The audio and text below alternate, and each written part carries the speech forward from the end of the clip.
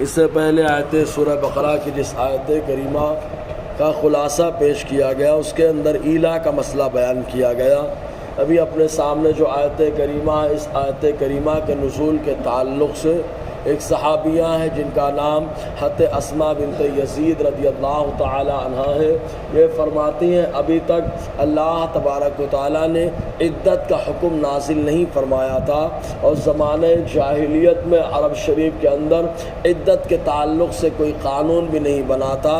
چنانچہ میرے شوہر نے مجھے طلاق دے دیا، تب حضور صلی اللہ علیہ وسلم کی خدمت میں حاضر گئی تو اللہ تبارک و تعالیٰ نے عدت کا حکم نازل فرمایا۔ مطلقہ عورت کی عدت کیا؟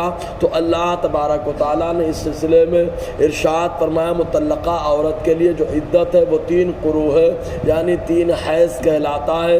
اگر عورت کو حیض آتا ہے تو 3 حیض یہ اس کی عدت ہوتی ہے، اور اگر اس کو حیض نہ آئے، سن ایاس کو پہنچ جائے، پھر شوہر طلاق دے دے، تو ایسی صورت میں 3 مہینہ یہ جو عدت کا معاملہ ہوتا ہے۔ یہ طلاق شدہ عورت کے لیے عدت ہے۔ اور بیوہ کی عدت کے تعلق سے تو اللہ تعالیٰ قرآن مقدس میں دوسری جگہ ارشاد فرماتا ہے کہ جس کے شوہر کا انتقال ہو جائے وہ عورتیں حیات ہوئیں تو ایسی صورت میں 4 مہینہ 10 دن عدت گزارے۔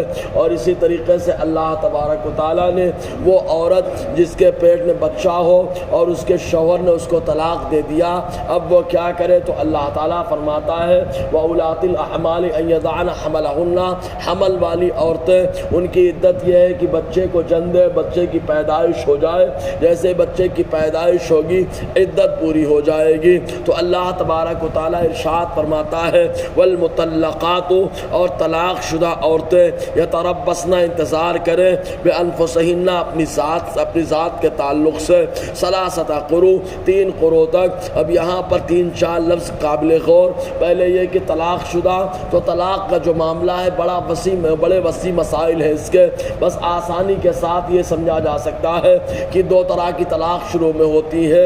ایک طلاق جو صراحتاً ہوتی ہے، ایک طلاق جو ہے کنایتاً ہوتی ہے۔ کنایتاً اور اشارے کے ساتھ اگر طلاق دی جائے اور نیت و طلاق کی، تب ایسی صورت میں طلاق کنائی پڑ جاتی ہے۔ یا مذاکرہ طلاق چل رہا تھا، وہاں پر کنایہ کا لفظ استعمال کر دیا گیا تو طلاق کنائی پڑ جاتی ہے۔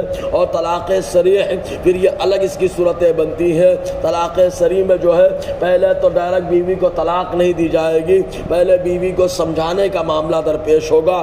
چنانچہ اللہ تعالیٰ نے اس کا پورا قانون قرآن مقدس میں ایک آیت میں بیان فرما دیا۔ اللہ تعالیٰ فرماتا ہے وَإِنْ خِفْتُمْ نُشُوزَهُنَّ فَعِدُوهُنَّ، اگر تمہیں خوف ہے کہ تمہاری بیویاں شرارت کر رہی ہیں، تمہیں پریشان کر رہی، تمہاری نافرمانی کر رہی ہیں، فَعِدُوهُنَّ، تو تم انہیں نصیحت کرو، اچھے سے سمجھاؤ کہ جو بیوی جو فرما بردار بیوی ہو، دیندار بیوی ہو تو اس کے لیے کیا معاملات ہوتے ہیں، تو انہیں نصیحت کی جائے۔ اور اس کے بعد بھی اگر عورت نہ مانے، چونکہ خود حضور صلی اللہ علیہ وسلم نے فرمایا عورت پسلی کی ہڈی سے پیدا ہے، وہ ٹیڑھی رہے گی، تو آقا علیہ السلام فرماتے ہیں اس کو جو سیدھا کرنے جاتا ہے وہ توڑ دیتا ہے، تو اس کے ٹیڑھے پن سے فائدہ اٹھاؤ۔ تو جب نہ سمجھایا جائے نہ مانے، تب ایسی صورت میں جو ہے اسلام نفسیاتی مار کا ذہن دیتا ہے۔ وہ نفسیاتی مار کیا ہے؟ تو قرآن کہتا ہے کہ وہاں سے فوراً جو ہے بستر الگ کر لیا جائے، اس سے دور ہو جایا جائے۔ اگر نفسیاتی مار کا اس کے اوپر اثر ہو گیا تو ٹھیک ہے، نہیں اثر ہوا تب ایسی صورت میں حقیقتاً ضرب لگائی جائے، لیکن ضرب کا انداز یہ ہو کہ اگر آدمی کے پاس مسواک ہو تو چہرے پر چھوڑ کر بقیہ بدن پہ مار سکتا ہے، لیکن اگر اس سے بھی معاملہ حل نہ ہو تب ایسی صورت میں جو ہے ذمہ داروں کی میٹنگ کرا دے۔ پھر بھی اگر عورت نہ سمجھے تب ایسی صورت میں شریعت کہتی ہے کہ طہر آئے، وہ پاکی حیض کے بعد جو پاکی آئے اس میں اپنی بیوی سے ملاقات نہ کرے، بلکہ ملاقات سے پہلے اس کو ایک طلاق دے دے۔ اس کے بعد ایک طلاق دینے کے بعد پھر حیض کا معاملہ آتا ہے، حیض کا معاملہ آنے کے بعد پھر اس کی طریقے سے 3 حیض آ جائے تو عدت گزر جائے گی، خود بخود وہ عورت نکاح سے نکل جائے گی، بائنہ ہو جائے گی۔ اس کو طلاق احسن حسن کہا جاتا ہے۔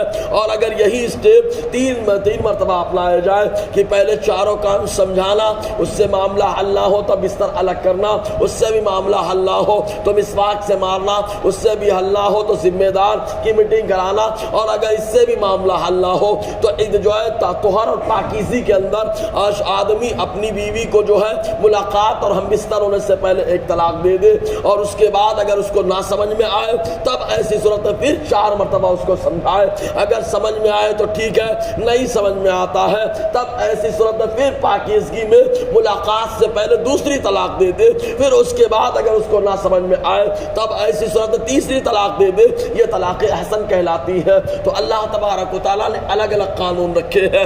اللہ تعالیٰ ارشاد فرماتا ہے والمطلقات یتربصن بانفسهن 3 قروء، اور وہ عورتیں جو طلاق شدہ ہیں وہ 3 قروء تک انتظار کریں۔ اب قروء کس کو کہا جاتا ہے اور اس کے مسائل کیا، انشاءاللہ آگے گفتگو رہے گی۔